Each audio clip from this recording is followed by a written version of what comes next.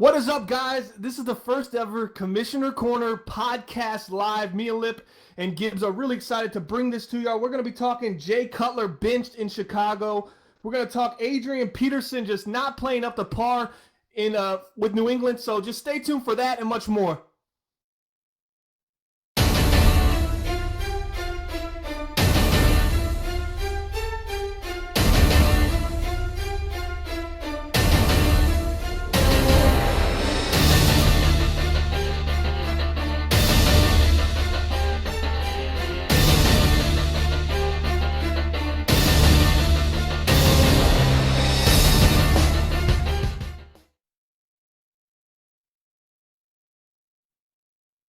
All right, so we always start off the show with the 2-minute drill with Lipp. It's December 30th. This is our 9th episode, Lipp, and we're live. Lipp, give us your thoughts on being live right now.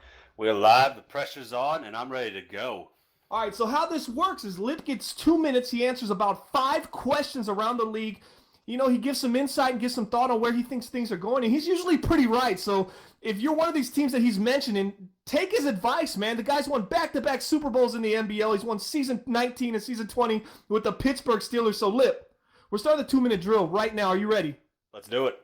Let's roll. All right, do you think the Jets have enough in the tank to hold off the Bills and the Patriots for that division title? Right now, I don't see it happening because of something we're going to talk about later. They got a high-powered offense right now, but the defense is not keeping up. I think that's going to hold them back moving down the stretch. Week 4, Tampa had a huge win against your Pittsburgh Steelers.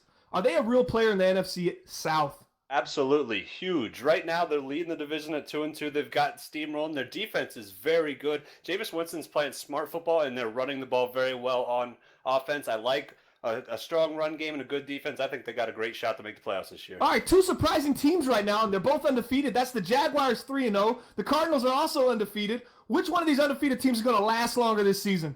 I don't think it's the Cardinals. They're running into the Rams and then the Bears. But if you look at the Jags, they've got the Patriots, the Jets, the Bills, the Texans, the Colts. They've got a shot to go 16-0 this year. And they've got a really solid schedule. I definitely like the Jaguars. Halfback Thomas Rolls is straight up balling this season. Is there any chance, any possibility, Lipp, that he could be NBL MVP for season 21? He is balling. First game, 134 yards. Second game, 128 yards. Third game, 86 yards. He's averaging 8.9 yards a carry. Wow. This guy is definitely an MVP candidate. All right, Prince and those San Diego Chargers, they've gotten far in the AFC. Can this season they finally get over the hump and be an AFC champion? Absolutely. You look at their draft, they've got 2 young guys starting on defense. That's why they've started out slow at 1 and 2. This team will be in the AFC Championship. Book it. And that's it, man. You finished with about 7 seconds left on the clock in the 2-minute drill. Another excellent performance by Lipp. Now, right now, we're going to go to a hard break and check out our sponsor. You can follow him on Twitter @allbusiness. Also, web3ks.com. He's got all your graphics and all for an affordable price. That's where all NBL graphics, those nice graphics you see on the screen right now, come from. That's web3ks.com. Now, check out their commercial right now. Are you looking for affordable graphic design? Well, the Madden Bomber League has you covered. Our sponsor at web3ks.com can do anything you want. They always go, Bomber, where'd you get those intros? Web3ks.com. Bomber, where'd you get them graphics? Web3ks.com. So you guys need to check it out. If you run a CFM, if you got a Twitter account, if you got a YouTube account, and you're looking for some nice, clean, affordable graphics, go to web3ks.com and he will fulfill all your graphics needs.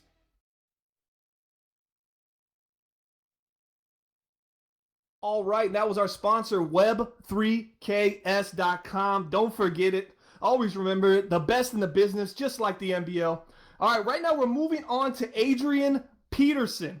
Guys, this was a crazy signing for the New England Patriots, isolated last season. After week 2, he was 9 attempts for 1 yard against the Tennessee Titans. Completely horrible. Adrian Peterson's obviously aging. He's 33 years old. He signed a 2-year deal. He's making $7.78 million this season. He averaged 0.1 yards per carry in week 2. Now, we have some video, Gibbs, I believe, of Adrian Peterson just walking around town in New England after that horrible performance, and the media just won't leave him alone. So we're gonna shoot to that video real quick, and then we're gonna assess what's really going on in New England.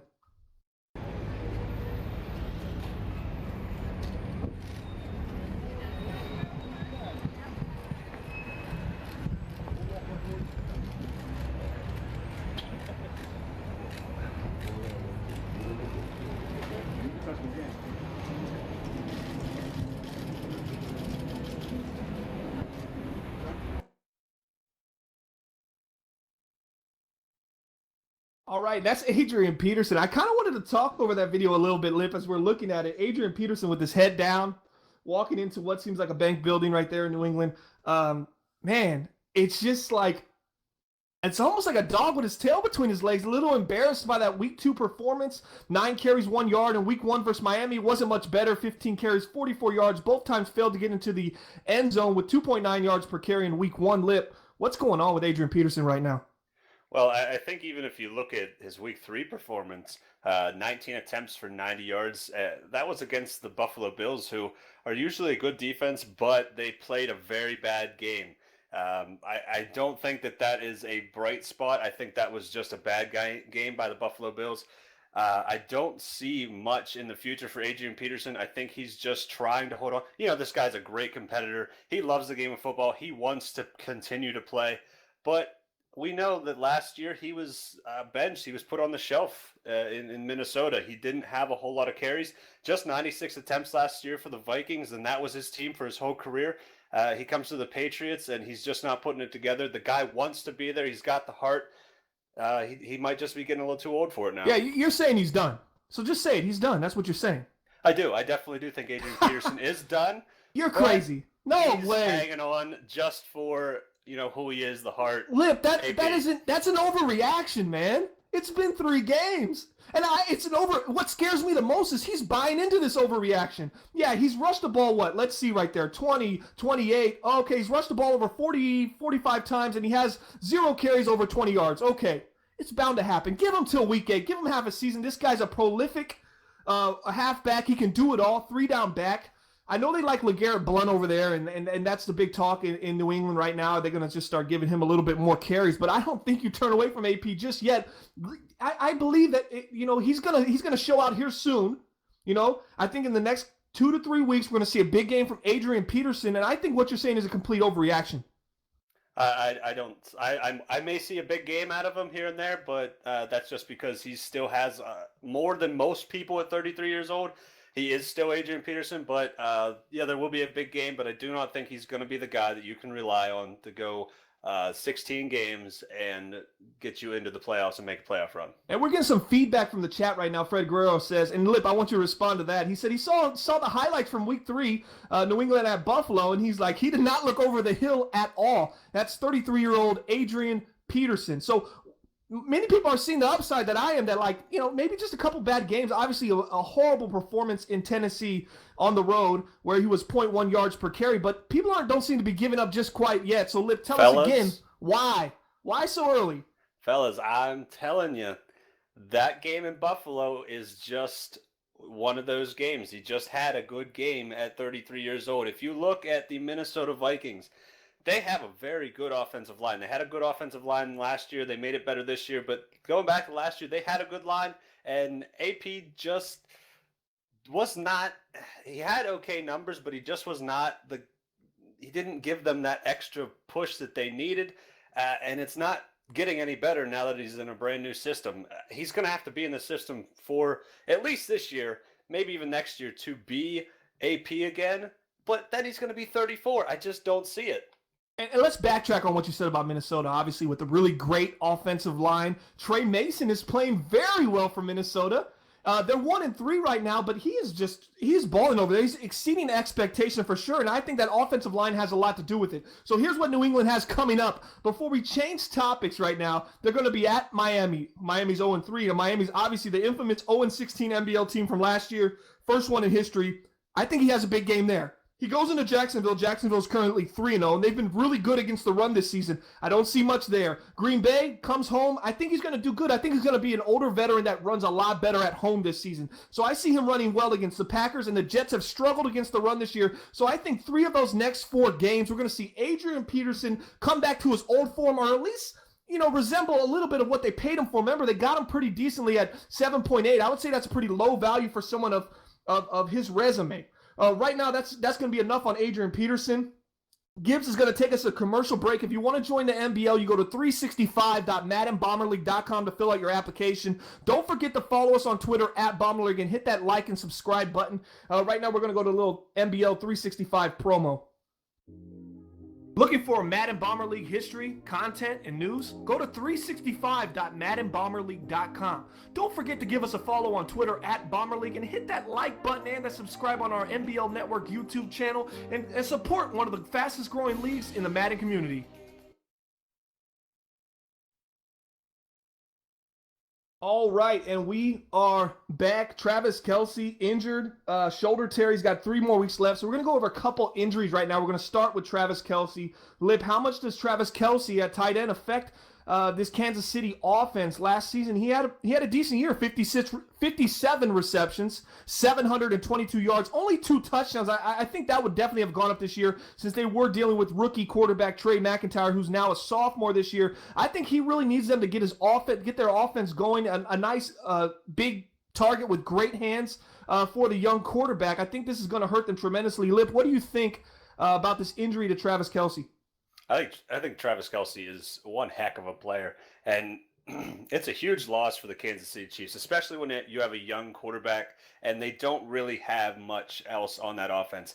They might have still some left in Jeremy Maclin. Chris Conley came on very strong last year, but he's still young as well. I don't know how much you can depend on him. Travis Kelce is a guy that you can rely on every single game, inside, outside. He can do a lot of things. And without him, it's tough because you're going to have a different guy in there. And, with a young quarterback, the chemistry might not be there with anybody, And now Kelce is just a big loss for them. And they're lucky he's only going to miss, I think, 3 more games. So that's a good news for the Chiefs. Yeah, and Kelce was actually having a really good game week 2. It was Kansas City at Cincinnati. He had 5 catches, 66 yards, got hurt in about the middle of the 3rd quarter in week 2. It just seemed like he was on pace for a big game, possibly over 100 yards in a game that they only lost by 3. I mean, that could have easily been the difference maker, a big play by that big 6'5", 260 tight end from Cincinnati, Travis Kelce. Now, let's move on. We got Jets rookie quarterback Gabriel Woodson. Now, this guy was arguably the best quarterback in the draft. He was drafted 6th overall by Delvar's New York Jets, and he went down in week 2. Was throwing the ball fairly well. QBR was 93 at Minnesota. What do you think? How do you think this is going to affect their team? Gabriel Woodson's out with 5 weeks with a fractured forearm on his throwing arm. So, I mean, is he going to come back the same? Are they going to bring him back slowly? Is it going to be 5 weeks? Is it going to be 4? They've told us 4 to 6. Is it going to be a little more as they just pulled off a real gutsy win with Geno Smith against a tough Detroit team? I think that this team really relies on their offense. Their defense is ranked very, very badly. 25th in points, 24th in rush defense, 16th in pass defense. They're just not a very good defense. Their offense, however, 5th in points, 8th in passing. This is a good passing offensive team. This is what they like to do. And without this guy, they're going to struggle. They might be okay because they do have a history with using Geno Smith and some other guys. But Gabriel Woodson's a huge loss. He was, a rookie that everybody wanted to see, thought he was going to be great, comes in, gets hurt. But it's not all bad because now you can have your rookie sit there for a little bit, let him get the mental game down a little bit stronger before he goes back out there. And maybe he won't take as many hits now that he'll have some time to mentally develop. Yeah, Lipp, I'm looking at this team and I'm thinking, injuries are kind of hurting them right now. Gabriel Woodson's out, obviously, as we're mentioning right now, but also their number 1 wide receiver, I believe Devin Smith, is still out. So they have guys playing up position on the depth chart that aren't normally accustomed to, and they're 2-1. So I mean, we featured them on the magazine Comeback Kings. They had some great comeback wins early in the season, even against Minnesota and against Detroit. Minnesota, they came back and they won 31-24. At the very end, led by Geno Smith, and he did the same thing versus Detroit. So how long do you see this comeback, this ability to get down and then regather themselves and come out and win? Do you see that's something that they can carry on throughout the year and be that team that just is resilient in the 4th quarter? I think that they're going to have to get their defense to come around a little bit. I don't think that you can continue to rely on luck and making it all happen in a short window of time. But, looking forward, they've got the Raiders, the Colts, the Jags, the Patriots, and the Dolphins before their bye. I think that they'll be completely fine. They might lose a game or 2 in that stretch, but I do think that they have a chance to, miss their quarterback there and get him healthy and come back after the bye week and go on a run.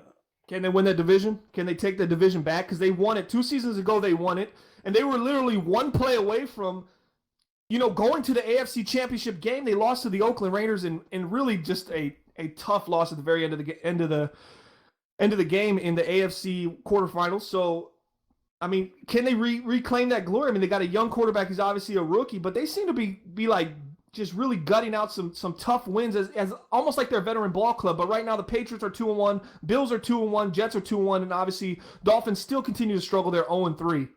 Yeah, it's very close to call right now. But the good news is, at the end of their season, they've got 3 home games, and they have 1 against the Bills and 1 against the Patriots. I know those are going to be 2 huge games. Whether it's with the Bills or the Patriots, one of those games is going to have a huge part in deciding the division. They just have to hold it together till then. They don't have too tough of a schedule leading up to then, but I think those home games, they're big games. They're against the division opponents. I don't think they can with the way their defense is playing, though. Yeah, let's change topics a little bit. We're talking about that division. Let's just run a little bit. I just want to get your quick thoughts on Matt Ryan with Buffalo. He signed with Buffalo in the offseason after Atlanta got rid of him. They let him go. They decided to go with they went into free agency and actually brought in Blake Bortles, and he's starting from Jacksonville. So a couple of these teams in the AFC went after some veteran NFC quarterbacks, as Drew Brees went to Jacksonville and Matt Ryan went to Buffalo. Do you think Matt Ryan, with that experience, that winning culture that he developed with one and only in Atlanta, he can bring it to Buffalo, and maybe Buffalo can back-to-back and three-peat this division, as he still has maybe 3-4 years left in that arm? Yeah, I remember, checking out free agency. We weren't really in the market for a quarterback, but I remember seeing Matt Ryan sit out there for quite a long time, and I knew that if he went to the right team, a team that wasn't going to expect, a huge arm, a lot of deep plays out of him, that would fit best for him. And I'm actually very impressed with what Basson's done, because he's usually a guy that's very good at passing, going to stretch the field, going to go deep, and going to make you pay for that stuff. But he's brought in Matt Ryan and used him extremely well. He's thrown 4 interceptions so far, 5 touchdowns.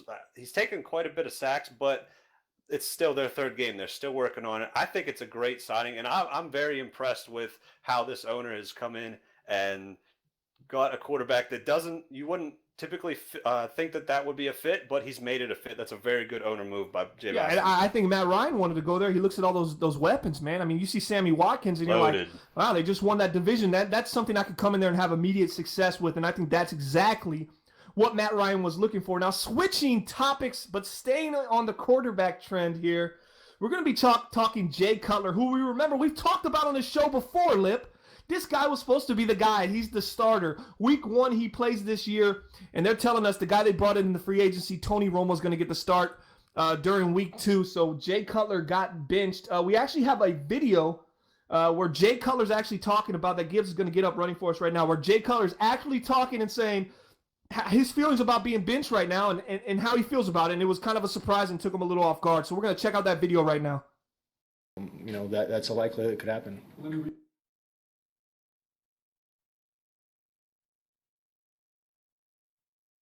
Oh yeah, shocked I think at first, and then disappointed. I didn't see it coming.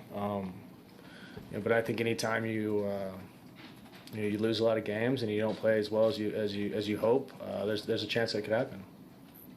All I know is there's a lot of money involved in my contract, which comes with a lot of expectations and a lot of responsibility. And whenever you're not winning it and performing the way you should, that's a likelihood that could happen.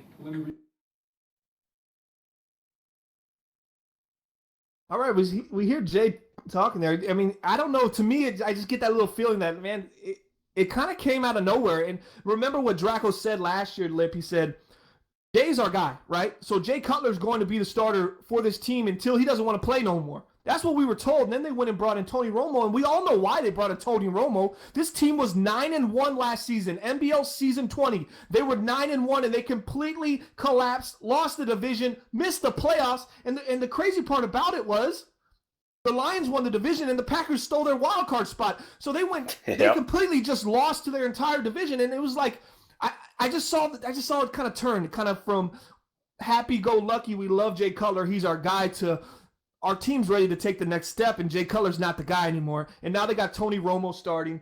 So what'd you pick up from that video, Lipp? Well, I think that, you're right. We talked about Draco and the Bears a couple of weeks ago, and this guy he backed Jay Cutler so much. No matter what, Jay Cutler was going to be our guy. But I think that fall from 9-1, leading your division, to finishing the season third in your division, is just so heartbreaking that whenever you saw guys like Tony Romo, Matt Ryan, Drew Brees in free agency, you had to get one of them.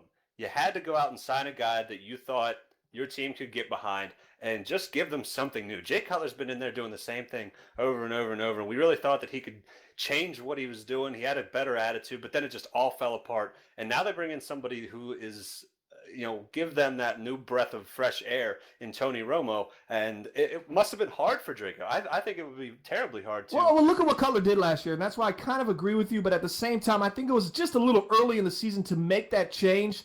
Cutler was 105.4 QBR. Now, that's a little bit of a different story because they were 9-1 at one point, and he was over 125 QBR. So his QBR did nothing but slide in those last 6 games of the season. I think they won one of their last 6 games. They ended up with 10 wins. So they completely went 1-5 in the last 6, and they just completely fell apart. So I'm looking at Cutler, who also got sacked 36 times. So mobility is what they're looking for, and I think they like that with Romo. He's elusive in the pocket. He's not going to just sit in the pocket and take sacks all day, right? But I look at Cutler's production. I'm like, I just don't see why they went to it so quick. And I want to add this in. Homer from the chat said in the video, Cutler just seemed not to care. All I heard was, "I'm still getting paid." Shadow Rose agreed with that comment. Did you get that from the video that Cutler was basically talking about his contract and his cut him? He's making 15.08 this season, and he's got a $6 million cap penalty. He's making a good amount of money, probably the highest paid backup quarterback in the NBL right now. Yeah, I think that was the issue that we talked about the last time we talked about him, that the guy didn't really seem to care that much about football. He was very interested in the paycheck, and that's kind of the sense that a lot of people got from what he just said there. So I definitely agree with that. Yeah, we had a video. Jay Cutler's been on the topic for a while. I mean, he went from a guy in NBL season 19 who had a really poor year. People were saying he should be cut, and we discussed it then. Draco came out and said they're going to keep him. And what did Shannon Sharp say? This is crazy. This is a guy that doesn't show any enthusiasm. He's not a leader. We played that video. And now we're at the point where Cutler came back and bounced back, and it kind of made Shannon Sharp look wrong, but now it kind of makes him look right with this video, and then finish the way they finished the season last year, just completely that downfall. So, Lipp, what do they got to do? What are they going to do with Cutler? He's 35 years old. This might be his last season in the NBL, and if he does test free agency, where could you see him going at the end of this year when the Bears obviously look like they're probably going to release him? Well, listen, is he a starting quarterback on any team in the NBL? And don't tell me the Dolphins, because I don't want to hear that crap. Anybody can start on that team right now. So let's not go there. Is there any value in starting Jay Cutler right now? He's still got a strong arm, one of the top 10 strong arms in the NBL, maybe top 8, top 7. Accuracy, is not consistent, but is there a viable team? We saw Drew Brees, as I mentioned earlier, go to Jacksonville. We saw Matt Ryan go to Buffalo. So is there any role like that for Jay Cutler? Do you think any owner in the NBL has a starting position at a team that could actually compete in the NBL in season 22 that would be interested in Jay Cutler, and he'll be 36 years old at this time? I want to say, first off, if you want to get help for this guy, if you want to get help for your team, I think you got to run the ball better. Get rid of Jamal Charles. The guy's running 3.6 yards a carry, 104 yards in 3 games. Jeremy Langford, when he gets a carry, he's averaging 1 yard per carry. You can't help your quarterback at all whenever you can't run the ball at all. As far as another team that would want Jay Cutler, just off the top of my head, I really don't think that anybody would want to take a chance on this guy for the amount of money they're going to have to pay. The only team that I could see would possibly, and this all depends on how much they like Paxton Lynch. I think they like Lynch enough that they wouldn't do this. It might be the Broncos. They have a very good offense. They have a lot of talent. Maybe Jay but he's Cutler not a guaranteed starter there. That's he's what not I mean. They have Paxton Lynch, that's just a long outside stretch. We're rephrasing the question then, okay, because this is more realistic. Is there a place he can go like that where he can compete for a starting job. So that's where we're at now. So you're saying Denver, and where else do we got? Where else could he go that he could compete for a starting position on a team that actually has a chance to win? You're saying Denver. Now people in the chat are saying hashtag Carr overrated. Is that possible in Oakland? That's obviously a kind of a dig at Oakland and where that franchise is going. Very undisciplined franchise on the field right now. To bring in Cutler, I couldn't see that his leadership being anything positive for that ball club. I'll say this: it is got nothing to do with the quarterback in Oakland. It's the system. Wow. The flaws are within the system, not the players. Look at that roster. It's incredible. It might be the absolute best roster in NBL. Just cannot put it together because their system is completely off the wall. It makes no sense. And wait. You're telling me that hashtag Carr overrated is an overrated hashtag? It's been trending for 2 seasons. Yeah, no. Carr himself is very good. The system he is in, crap. Complete crap. Guys so that's around it. him, So fantastic. Lipp's blaming the system. Well, maybe it's Carr, man, because the guys around him are proven players. You got John Brown now. You have Amari Cooper. You got Jordy Nelson, and you still don't even see the confidence. And you know what their best asset on offense is for Oakland? Latavius Murray. It's Latavius Murray. I mean, out of everything, it's Latavius Murray. Say that again. I just named all 4 of those guys, and their best asset is their running game, which they refuse to do. Exactly. There's the system. The system, you got a tremendous run game, and you think that you want the glory of being the passing leader. You want the glory of the touchdowns. Yeah. Run the ball. Yeah. That's going to get you wins, and that's what matters. Well, to bring it back full circle, you bring in Jay Cutler, you're going to be forced to run the ball with that accuracy. You know, you ain't gonna be able to play around and think there's hope in passing it too much. As he showed this year, his only start, he was QBR was 74, 1 touchdown, 3 interceptions, got sacked 3 times. I think he's lost too much mobility in the pocket to really even fight for a position to start in the NBL in season 22 for sure. All right, so we're moving on now. We're moving on to our final segment, which is our new segment. It's the NBL Crossfire. It's where the people in the chat are going to choose the topic, and we're going to start off with the topic that was kind of, it was obviously predetermined, this one, and the rest of them are going to come from the chat. And this is going to be Andy Dalton. He's having such a great year. Is he an MVP candidate in your mind, Lipp? We're going to check out Andy Dalton right now. QBR is over 100 every game. The Bengals are currently 4-0. Can this guy really be considered an MVP candidate? He's kind of like to me, in my opinion, he's a game-managing quarterback that's a little bit better than a game manager, and he can come through for you in the clutch, but he's not going to put up a ton of yards, man, and he's not going to have the great touchdown-to-interception ratio that you like. Last year, he was 26 touchdowns, 30 interceptions. This year, 8 touchdowns, 6 interceptions, but his QBR is up 10 points, 102.3, and he's had some nice games as far as QBR, 116, 110, 110, and 98, so 1 under 100. So what do you think about Andy Dalton, the topic of being Andy Dalton NBL MVP?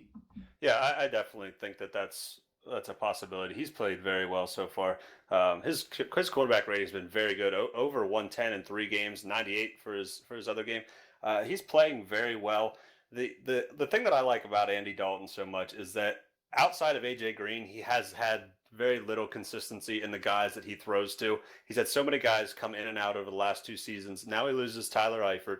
Jeremy Hill's gone. It's tough, and he's still doing it. I think that he does some fantastic things with the just random guys that come in and out of Cincinnati. Yeah, I think the resurgence of Marvin Jones Jr. coming back to Cincinnati, I mean, he's shown that he's still got a little bit left in his tank, and they have that chemistry, and they have that ability to pick up where they left off. And let's start with some other topics. We're going to move on now, and we're going to look at Shadow Rose said the fall of the Steelers. Now, that hurts a little bit to you, Lipp, but I'm going to speak for you on this one a little bit. So the Steelers are back-to-back Super Bowl champions. The Steelers' core team is aging. They're a little older, and a lot of them are still on the team. They obviously lost Timmons this year, and I think that's obviously hurting their defense. They're 30th in passing yards given up, 31st in passing yards, 30th in yards, 29th in rushing. This defense has been horrible. And I think that's because Timmons was obviously the captain of that defensive team. But their offense hasn't been bad. I mean, people are thinking, oh, man, this team's, they're getting older. Ben's looking older. But I want to read you some stats real quick. Pittsburgh, 6th in points, 2nd in yards, 4th in passing yards, 7th in rushing yards. I think the issue comes on offense with the turnovers. Big Ben obviously has been struggling this year. Aging a little bit as Antonio Brown, still one of the top elite wide receivers in the NBL, obviously probably top 3. Right now, I believe he's about 29, Lipp, 30 years old, Antonio Brown. Yeah, he's 30 years old. 30 years old, he just hit 30. Big Ben's sitting, he's older, he's 36 years old right now. They're coming off back. I think this is that little Super Bowl hangover a lot of people talk about. And I think theirs didn't happen last year. They went back to back. I think it's kind of happening now, but I also think the guys are just getting a little older and they're tired. They're not playing just 16 games and getting that long break. They've gone to the Super Bowl 2 years in a row, and I think that takes a toll on especially on a quarterback like Ben, who takes a lot of hits, man. Last year they were able to keep him upright, 13 sacks. He only had last year, but he was getting the ball out and avoiding sacks by throwing it away. So don't think he didn't get hit and get on the ground. This year he's got 10 sacks in 4 games, so a complete turnaround, Lipp. Give us a little insight on your offensive line, the struggles you've been having with a couple new pieces on there. Well, I think our biggest, you talk about Timmons on defense, and our defense was never that great, even in the last 2 years winning the Super Bowl. But on offense, the biggest thing that we have lost was a left tackle. We had Nate Gardner play left tackle. He was a free agent pickup before season 1. And the guy I will say this, he was the best. I said it before, he was the best left tackle I've ever seen play. And he just, I think he's like 35 or 36. He just got a little too old. Wasn't completely confident in him. And that has been the biggest hole in our offense so far. And it's led to less time in the pocket. Ben's a little older. He's a little more tired. Not as mobile, and just not playing as great as he has been in the last 2 seasons. And being an offensive lineman for Ben Roethlisberger, it requires a lot of chemistry. You have to know where this guy's going to go. You have to understand he's constantly moving. So giving up on the play or getting beat in an area, bull rushed or whatever, giving up is not always the right answer. You want to stay with the guy because you have to say, if he goes this way, Ben's going to roll out this way. So now I can get back into play and create another block for him, just to give him that extra second. I don't think those guys that you have on the O-line, a couple of them are just new, and the chemistry seems a little off right now. 2-2, nothing to panic about. Outside of Cincinnati, they're just overwhelmed with joy right now, as they're 4-0, and their nemesis, the Pittsburgh Steelers, are 2-2. So they're going to ride that wave for a little bit. Both teams haven't played each other yet. They got a game coming up, and then a game towards the end of the year, I believe week 16, week 17. You take on Cincinnati, which is probably going to, determine the division at that point. So moving on, we have another topic we'd like to discuss, and that's the Jacksonville Jaguars, sitting at 3-0, currently on a bye right now. Have been getting just tremendous play from their defense.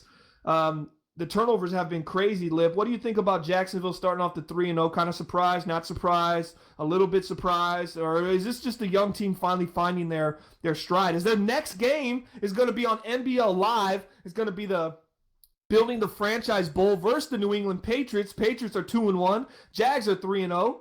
Drew Brees is leading the Jags. Are you surprised by the success that they've been having? Yes and no. Okay, so you go back 2 seasons. Everybody thought the Jags were going to be the greatest team. And they weren't, and they were really young, really new, really young, and they have come together by development and great ownership management, and this defense is just playing out of its mind. And I would say that it's no big deal to be 3-0, but you beat the Dallas Cowboys, and then you beat the Chiefs. Those are 2 good wins, especially that Cowboys when they've been to the Super Bowl 2 years in a row. That's a huge win, and I said earlier I think they could go 16-0. I don't know if they'll go 16-0, but I think that they could could easily win their division the way they're playing right now with this incredible defense. Yeah, the defense has just been lights out. But I mean, man, Jalen Ramsey over there. You got Prince Amukamara. You got some ball. You got Larez Haggins over there. Dude's got 3 sacks already and a forced fumble. Aaron Cloven's got 2 picks already. Mukamara, as I mentioned, has 3 interceptions. This team has just been just phenomenal. But okay, let's do some battle of the building the franchise, battle the bowl predictions. I'm going to say this. Now we know the Patriots won last time. And Doran, you remember he was slinging it, though. The boy was slinging, and he's a nice, sweet lefty. Great release, man. Kind of reminds me a little bit of like Boomer Esiason, the way his release is and the way that he's this really smooth throwing motion. So I'm going to say, and I'm going to go out on a limb here and pick Jacksonville because there's no way that dude's throwing on them again. So I'm not even going out on a limb. I'm just going to go with the obvious choice here. I'm going to say Jacksonville 28, and I'm going to say Patriots 10. And I'm going to say Dorian throws 3 to 4 interceptions that game. And that game's going to be on NBL Live. It's going to have a play-by-play broadcast, so make sure you subscribe and stay tuned for that coming up this weekend, hopefully maybe Sunday or Monday night. Give us your predictions, Lipp, on that game. All right, so I'm gonna make it a little tougher. I will take the Jaguars to win. I don't think that the Patriots will get the ball in the end zone. I think that the Jaguars are going to shut them out as far as touchdowns. I think maybe they'll luck into a field goal, but I think that the Jaguars are going to win this game easy, and they're not even going to allow an offensive touchdown. All right, so 5 interceptions versus Dallas. I'm confused on that topic, Gibbs. Give me a little clarification on that. We got Gibbs running down the topics for us right now as we're going to wrap up, probably do a couple more topics, and then we're going to be done with the first live episode. The Jags. Dak Prescott threw 5 interceptions against this Jaguars defense. That's real. That is a real stat. Hey, Gibbs, I'm not even surprised. This defense has just been lights out. They're, Dak was 7 of 16. 7 of 16. I mean, so that's getting pressure and making plays. And here's another really impressive stat. Zeke only touched the ball 9 times, only 34 yards. That's how you beat the Cowboys. You take away their run game, you force them to pass, you get 5 interceptions because Dak's he's not at that point yet. All right, and the last topic we're going to talk about is kind of a little disappointing if you're a Miami Dolphins fan. They haven't won in 21 regular season games. They